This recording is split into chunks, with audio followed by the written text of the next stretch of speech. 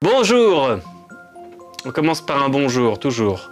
Alors au sommaire aujourd'hui, nous aurons un reportage sur Final Fantasy XIII qui sera exceptionnel. On va commencer dès maintenant à parler d'exceptionnalité dans ce 101%, suivi de un temps perdu de Nicolas Robin et de Rétro et Magique sur Ascendant Seas. Et voilà, et tout de suite les news, bam.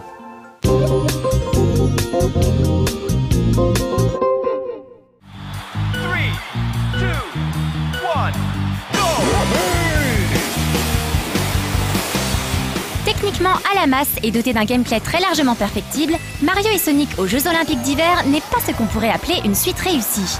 Si le premier épisode sorti à l'occasion des JO de Pékin il y a 2 ans procurait un certain fun en dépit de mini-jeux parfois ratés, il n'en est pas de même pour ce second volet quelque peu bâclé. Pourtant, malgré les mauvaises critiques, le public s'est laissé séduire par le titre Sega. Près de 6 millions de joueurs se sont procuré le jeu depuis le mois d'octobre dernier, que ce soit sur DS ou sur Wii. Un vrai carton auquel ces consoles sont habituées lorsque l'on cible habilement leur public si particulier. Mario, Sonic et le contexte, les Jeux Olympiques de Vancouver, qui battent d'ailleurs leur plein en ce moment même, sont tous plus ou moins responsables de ce succès.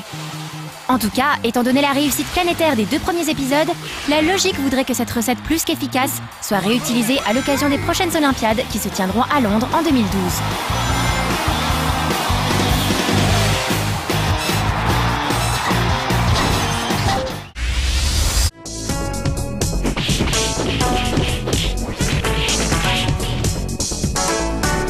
En cette fin de mois de février, Capcom lance une vague de réduction de prix sur une grande partie de ses titres PSN.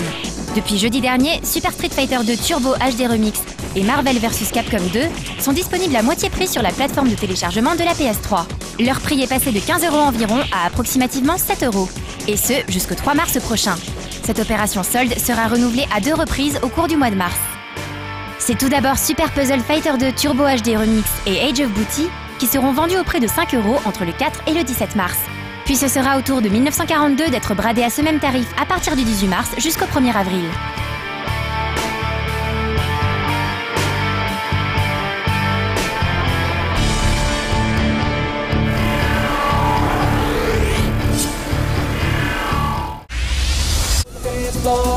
Well then, let's begin. Les rumeurs concernant le cast de Super Street Fighter 4 se confirment les unes après les autres.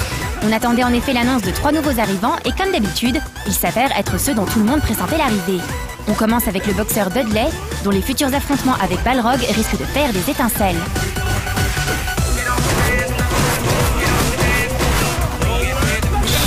On embraye avec la très aérienne Ibuki, dont les techniques les plus fourbes rendront à coup sûr complètement fou une partie de ses adversaires.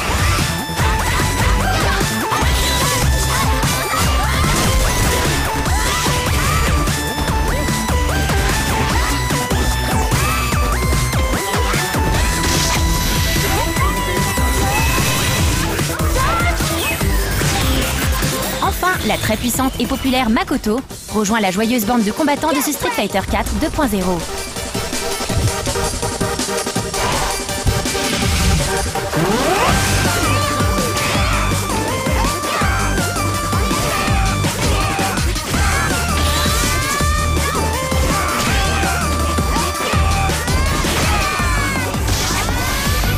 Ces personnages issus de Third Strike portent donc à 9 le total de New Challengers. Si on continue de suivre les rumeurs, la prochaine annonce devrait concerner le lutteur Hakan. On attend confirmation.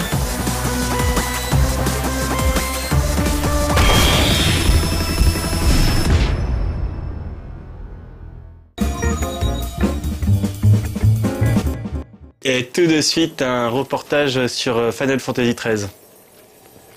Qu'est-ce que c'est court comme lancement pour un sujet aussi important, Alex? T'as pas honte, tu ne fais pas du tout rêver tes téléspectateurs. Désolé, c'est vrai qu'on me reproche souvent de ne pas faire assez briller les émissions à l'antenne. Mais puisque t'es là, hein, qu'on t'a sous la main et que t'as fait de la vraie BA dans la vraie télé, tu vas peut-être pouvoir nous sortir de là. Je sais pas, vend le truc un peu mieux, dit que toutes les équipes ont été mobilisées au sein de No Life pendant plus de 6 mois pour sortir ce documentaire exceptionnel. C'est un peu abusé, il y a juste un cadreur et un journaliste qui se sont déplacés. Ouais, bon bah c'est pas grave, les autres télés Story, c'est pareil, il y a juste un ingé son de plus, hein, et encore, même pas. Donc là, enfin, tout le monde s'en fout, ça se voit pas, ça. Donc un sujet exceptionnel, en exclusivité pour No Life. Alors c'est pas vraiment une exclue parce que un press tour, t'as quasiment toute la presse française de jeux vidéo qui fait les interviews à la suite, donc. Oui, mais notre interview elle est exclusive finalement, donc ça reste exclusif, c'est pas vraiment un mensonge. Ah ok. Voilà, donc alors tout de suite, attends, il faut parler aussi de Final Fantasy XIII, c'est quand même un très grand jeu quoi. Ouais. Enfin le plus grand jeu, le plus attendu, le jeu le plus attendu de toute l'histoire du jeu vidéo se trouve enfin sur No Life. Dans ce reportage qui va suivre, où toutes nos équipes ont suivi les créateurs du jeu, Ouais. Les créateurs du jeu, pendant plus de 6 mois, c'est un sujet de Anne Ferrero. Ah ouais. Pas mal ou... Ça fait bon, moi j'ai pas le ton, en fait ce qu'il faudrait c'est qu'il y ait une voix en plus qui me fasse le vrai ton.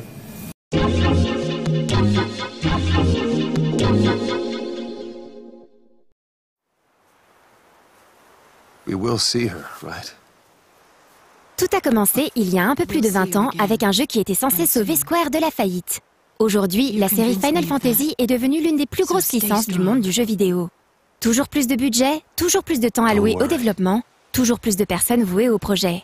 Véritable course à la prouesse technologique, les épisodes de la série principale voient toujours plus grand, et cela se confirme encore avec Final Fantasy XIII. Kitase Yoshinori est un vétéran de chez Square. Il débuta sa carrière en 1991 avant de travailler sur tous les épisodes de la série depuis FF5 en tant que scénariste, réalisateur ou producteur, ainsi que sur les Kingdom Hearts ou encore Chrono Trigger.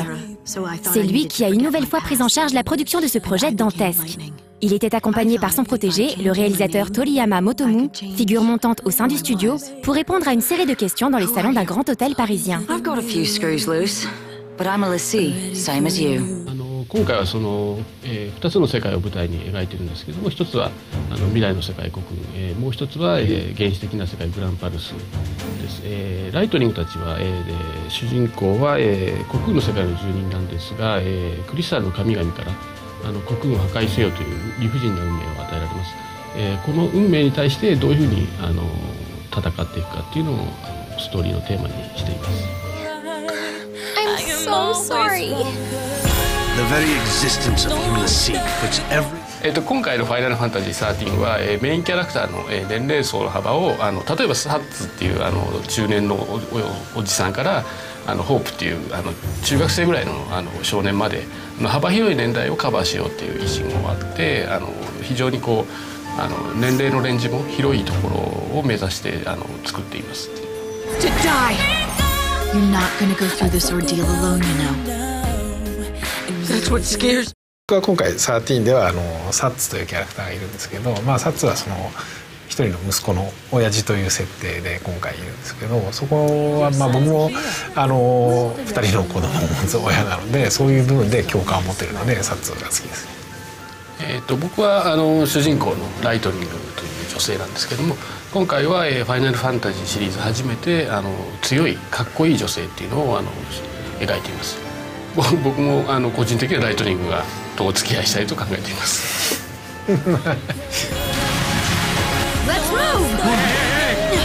Les avancées technologiques amenées par les consoles dernière génération ont considérablement augmenté la difficulté du développement des jeux, en particulier lorsqu'il s'agit de blockbusters. D'autre part, c'est aussi la première fois qu'un épisode de Final Fantasy est disponible sur 2 consoles différentes dès sa date de lancement. そうですね、ハイデフマシンの最初の対応作品ということで FF としてはやっぱりノウハウがなかったので最初のそのハイデフに向けての基礎研究基礎エンジンの部分で、20人以上のそのプログラマーが1年半かけてそのマルチプラットフォームの基礎部分を作ったというところが一番大変でした。そうですね、苦労してそのハイデフの美麗なグラフィックを表現しているんですけれども、中でもキャラクターの人間の感情をどこまで映像の方で表現できるかというところに一番力を入れました。具体的には顔の動きですね、目の動きや口のちょっとした動きで繊細な感情表現まで行っているのは多分世界でもファイナルファンタジー13だけだと思います。まあセブン以降結構海外でもそのファイナルファンタジー自体はこういろいろ世界の人々に遊ばれるようになったので、まあ、常にそのグローバルな部分を意識して常に作ってる部分があります。なのでまあ、特にストーリーとかキャラクター作りにおいて海外はとりわけ意識して何かこうするということはないんですけど、まあ、むしろその自分たちの持っているこう部分をストレートに表現することがまあ、仮にそこに日本らしさが出てしまったとしてもそれはそれで別に海外の人に届くものだと思うので、そこに関しては特にありのままを表現していると思います。ただ今回に関してはそのゲームのシステムの特にバトルのそのプレイ感覚みたいな部分は先ほども言った通り世界的にそういうアクションライクなトレンドがあるので実際完成する前のゲームのテストプレイを日本だけじゃなくて海外のユーザー数人にこうプレイしてもらってそこにインタビューをして彼らがこう感じるプレイ感っていうのをこちらで分析して実際のゲームにフィードバックとかしたりしました。There's a perfect tool. どうでしょうね。同じような世界観っていうのは、まあ剣と魔法の世界をベースに、まあ、そこにこうよりハイテクな乗り物だったりなんかテクノロジー的な SF 的な要素だったりでさらにそこにまた召喚獣のような不思議な生き物とかが同居している世界観では確かに共通してずっとシリーズとして共通しているのかなと思います。それをまあ毎回なんていうんですかね、その世界観を強力なアーティストアートのスタッフで毎回作り上げてそこは毎回新しい前作にはない新しいニューワールドっていうのを作り上げていってるアートのスタッフがいるっていう部分ですかね。そこがまあ、特にヨーロッパの方フランスの方となんかもアートの部分にはかなりより魅力を感じてくれてると思うのでそこもそういうシリーズが継続する秘訣かなと思います。Si Final Fantasy est devenu synonyme de système de combat au tour par tour pour la majeure partie des joueurs, Square Enix semble avoir initié un nouveau courant avec ce 13e épisode, en y ajoutant un côté action pour se rapprocher des attentes du public occidental, semble-t-il.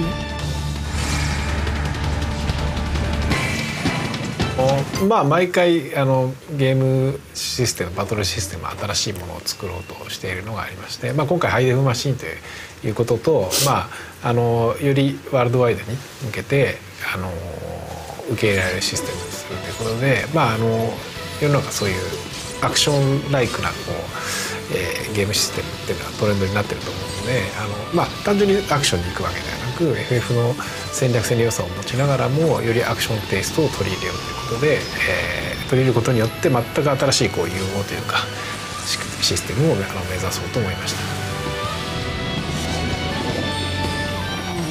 まあ、今回ハイレフマシン初めてのファイナルファンタジーになるんですけども確かに従来ですといわゆるプリレンダーと呼ばれているCG 完全 CG のムービーシーンとリアルタイムのインゲームCG グラフィックとちょっと差があったんですけどもより近づいた形になったかなというふうに思います。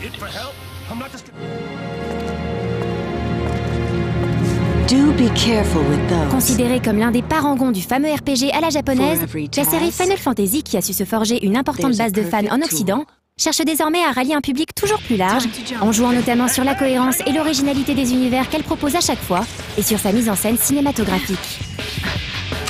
ファイナルファンタジーシリーズ自体はまあナンバーによって結構作っているディレクターも毎回違ったりするのでおそらく作ってるディレクターの意向によって結構、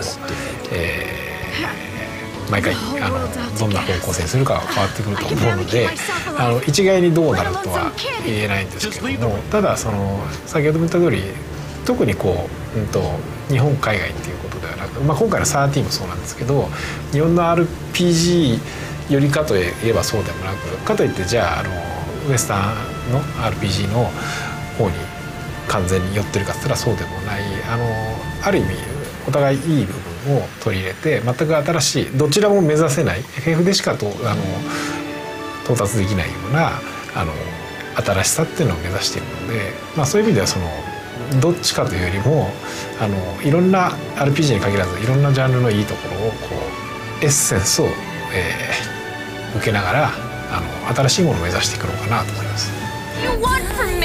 You saw the fools.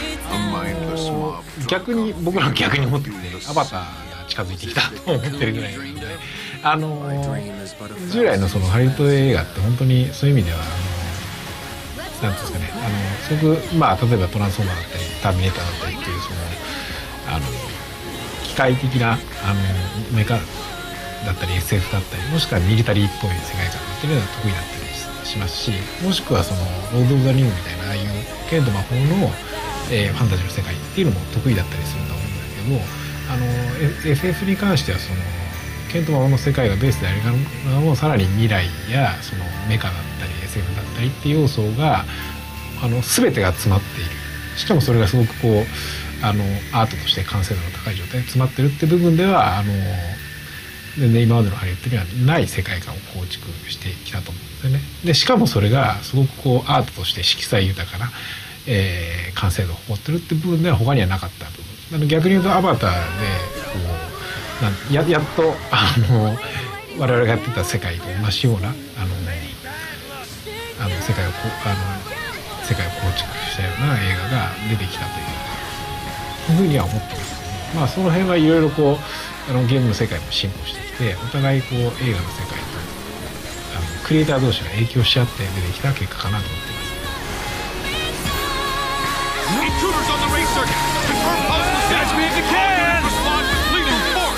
Final Fantasy XIII sera disponible le 9 mars en France et dans les pays occidentaux.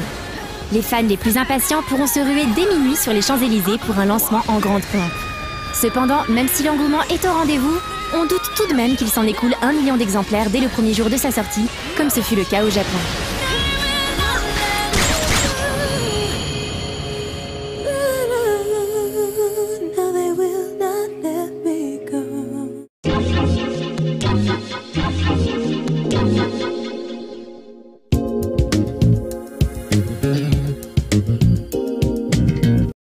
Temps perdu, c'est pareil, c'est un peu limite comme nom, non? Enfin, je sais pas, ça donne pas très envie, c'est assez négatif. Oui, bien sûr, mais c'est ça qui est drôle, c'est que derrière ce nom un peu incongru, tu découvres qu'il y a une émission follement rigolote. Tu vois, non, on sait même pas de quoi ça parle, on sait même pas que c'est du web et tout, on parle pas de 2.0, de digital, de... T'as une idée là, si t'es si malin? Flashing web. Ah ouais, parce que les jeux qui sont en flash, c'est malin. Ouais, flashing web. Tu vois, ça pourrait donner un truc comme ça. Tout de suite en exclusivité, on retrouve Flashing Web, l'émission la plus délire du web 2.0, et c'est exclusivement sur No Life. Un truc comme ça, tu vois. Ça a plus de gueule qu'on retrouve Temps perdu.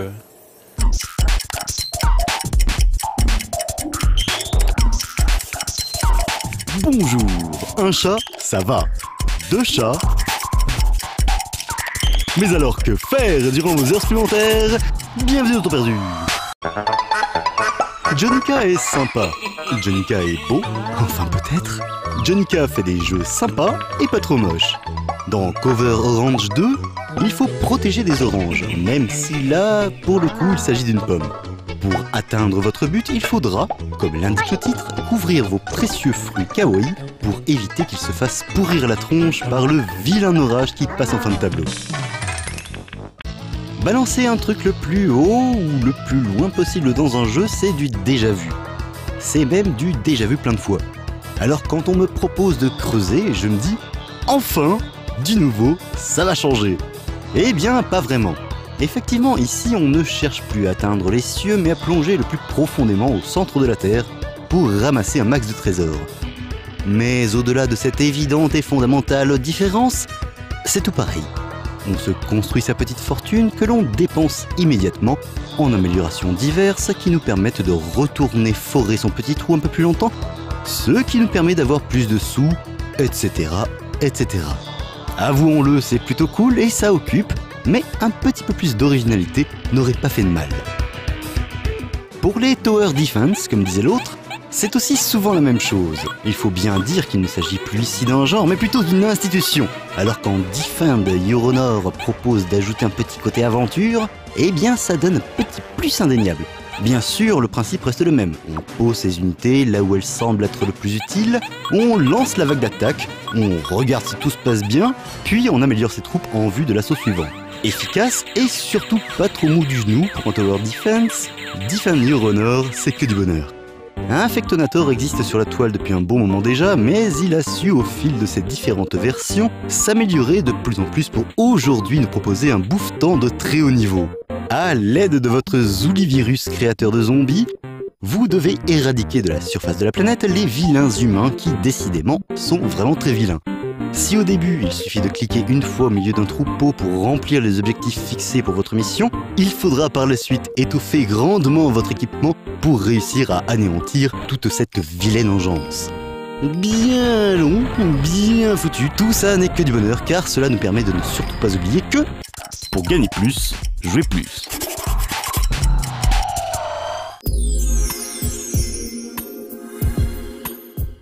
Bon, Retro and Magic par contre c'est bien. Ça c'est un bon nom, RAM, tu vois, tout de suite on voit le truc, c'est bien, ça accroche. Il y a rétro, il y a le côté magique un peu à la Disney, ça fait un peu rêver quoi. Voilà. Ça c'est bien, je suis fier de toi là-dessus. D'ailleurs c'est quoi qu'on voit? Plaisir, hein, parce alors Ascendancy, excuse-moi, je voudrais savoir ce que c'est. C'est quoi ce jeu alors? C'est un jeu stratégie, c'est pas très connu mais c'est super bien. C'est un jeu stratégie un peu galactique. Oui, mais bon, c'est pas très connu, mais il faut bien que tu la vendes ton émission, donc tu vas pas la vendre en disant c'est un jeu pas très connu, quoi. C'est un peu le concept aussi, puis c'est de faire découvrir des jeux pas forcément hyper connus, quoi.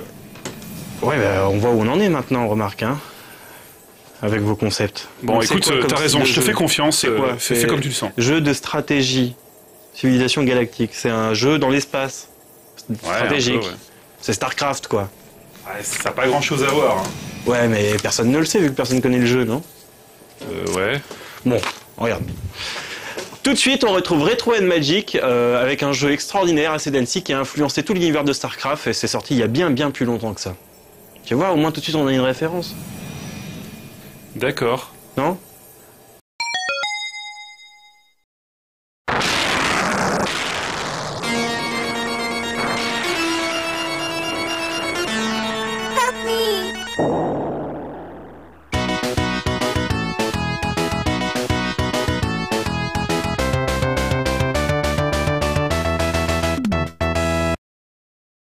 La grande famille des jeux estampillés 4X, pour exploration, expansion, exploitation et extermination, fait partie des monstres sacrés du jeu sur ordinateur grâce à des titres comme Civilization. Moins connu, Ascendancy est un autre de ses dignes représentants. Sous ses airs de simple clone de Master of Orion, le jeu du développeur indépendant Logic Factory n'en reste pas moins une belle réussite dans le genre.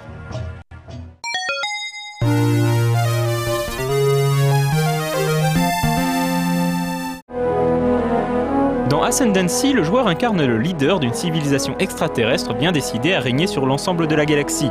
En partant d'une seule planète située dans un sombre recoin de l'univers, il devra développer les technologies permettant le voyage dans l'espace, avant de partir explorer les systèmes stellaires situés de l'autre côté des périlleux tunnels Warp afin d'établir des colonies sur de nouvelles planètes. Tôt ou tard, sa civilisation rencontrera d'autres peuples qui deviendront ses amis ou ses ennemis mortels. Quoi qu'il en soit, à la fin, il ne pourra en rester qu'un. Ascendancy se déroule sur 3 échelles. La première est l'échelle planétaire. La surface de chaque planète est composée de cases de différentes couleurs. Les cases noires sont inconstructibles avant d'avoir été terraformées. Les blanches peuvent abriter tout type de structure, mais n'accordent aucun bonus particulier. Les cases rouges offrent un bonus à la production industrielle, cases vertes à la croissance de la population, et les cases bleues à la recherche scientifique. Le joueur devra donc utiliser intelligemment les ressources de chaque planète à son avantage. Certains bâtiments ne peuvent être construits qu'en orbite, comme les docks spatiaux et autres satellites de défense. La deuxième phase du jeu se déroule à l'échelle stellaire. Une représentation en 3D plutôt classieuse pour l'époque permet de voir les planètes et étoiles environnantes. Lorsque le joueur a découvert les technologies nécessaires, il pourra construire son premier vaisseau spatial afin de coloniser les planètes voisines. Mais pas question d'aller plus loin avant d'avoir développé le moteur Warp qui permet d'explorer les tunnels Warp bleus. Les tunnels rouges demandent quant à eux une technologie encore plus avancée. La troisième phase de jeu se déroule à l'échelle galactique. La galaxie est générée aléatoirement à chaque nouvelle partie d'Ascendancy, et contrairement à Master of Orion, elle est représentée en 3D. Au fil de ses explorations, le joueur découvrira les planètes occupées par d'autres races. Lorsque la diplomatie aura échoué, il devra faire parler la poudre. C'est là qu'entreront en jeu les vaisseaux qu'il aura lui-même conçus pour des batailles au tour par tour. Boucliers, armes laser, missiles, bombes planétaires et autres modules d'invasion seront de la partie pour se refaire la guerre des étoiles. Au moment de sa sortie, Ascendancy était nettement plus évolué graphiquement que ses concurrents. Ses effets 3D, à l'image de son sublime arbre des technologies, restent un témoignage de l'inventivité des développeurs. Tout comme le design des différentes races, toutes plus bizarres les unes que les autres. Au total, le joueur peut choisir parmi 21 civilisations, qui incluent des méduses spatiales nommées chronomistes, des envahisseurs biomécaniques appelés minions, ou encore des parasites mentaux, les Unguma. Ces bestioles surprenantes font partie des nombreux détails qui font d'Ascendancy un titre unique en son genre. Il faut également préciser que chaque peuple possède un pouvoir spécial unique et s'oriente vers un gameplay légèrement différent. Par exemple, les Shamashi, une espèce de reptile à 6 pattes, sont de meilleurs scientifiques et peuvent terminer instantanément une recherche lorsque leur pouvoir est disponible. Ascendancy est un jeu plutôt zen, et se rendre maître de la galaxie n'est pas très difficile lorsque l'on a bien assimilé les mécaniques du gameplay. Il faut bien avouer que l'intelligence artificielle n'est pas bien finaude. Un patch fut plus tard mis à disposition des joueurs recherchant un challenge plus important.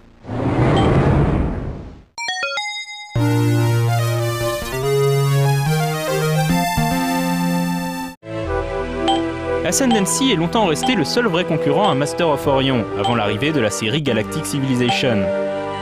Le développeur du jeu, The Logic Factory, existe encore aujourd'hui, même si personne ne sait trop ce qu'il fabrique. Cela fait des années qu'ils promettent une suite à Ascendancy, mais les fans attendent toujours.